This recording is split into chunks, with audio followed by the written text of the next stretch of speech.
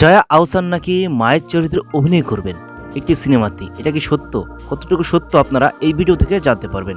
হিন্দি ভাষার সিনেমা করক সিং এ অভিনয় করে প্রশংসা কুড়িয়েছেন জয়া আহসান।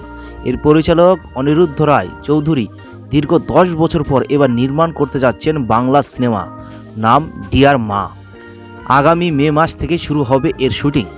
আপনারা ঠিকই শুনেছেন, ডিয়ার মাতে অভিনয় করছেন জয়া আহসান। আর যে সে ক্যারেক্টার নয়, তিনি মায়ের চরিত্রে অভিনয় করছেন। এতে কেন্দ্রীয় চরিত্রে অভিনয় করতে দেখা যাবে জয়া আহসানকে। সিনেমাটি প্রসঙ্গে তিনি বলেন, এটা সম্পর্কের গল্প।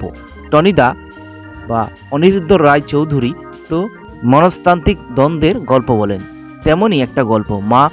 মায়ের সন্তান, সম্পর্ক, পরিবার এগুলো নিয়ে এগোবে ছবিটিতে আমার চরিত্রটি একজন মায়ের। বলতে গেলে প্রথমবারের মতো মায়ের কোনো চরিত্রে অভিনয় করব।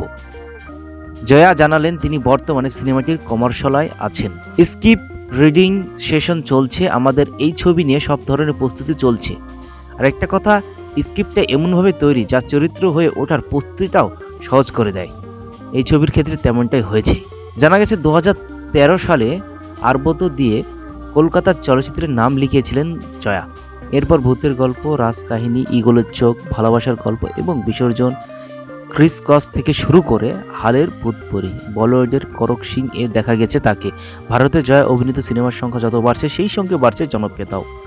আশা করি আপনারা বিষয়টি ক্লিয়ার হয়েছেন যে জয়া আহসান মায়ের চরিত্রে অভিনয় করছেন। এই ঘটনা সত্য।